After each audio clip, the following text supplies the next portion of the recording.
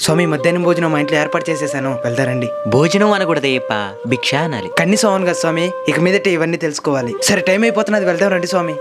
నువ్వు వెళ్తా ఉండో, మాకు కొంచెం పని ఉంది, వెనకాలనే వచ్చేస్తాం. మనకేం పనుంది స్వామి?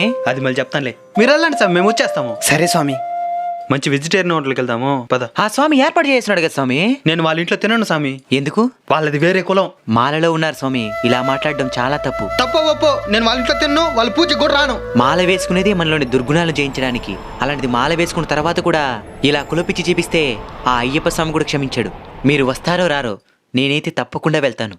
వద్దులే స్వామి, మిమ్మల్ని ఇబ్బంది పెట్టడం నాకు ఇష్టం లేదు స్వామి, రావద్దులేండి. సొంత అన్ననే రావద్దంటున్నావా? అన్నా, మాల వేసుకున్న ప్రతి ఒక్కరికి అయ్యప్ప స్వామి తండ్రి అయినప్పుడు మనమిద్దరం అన్నదమ్ములవనే కదా.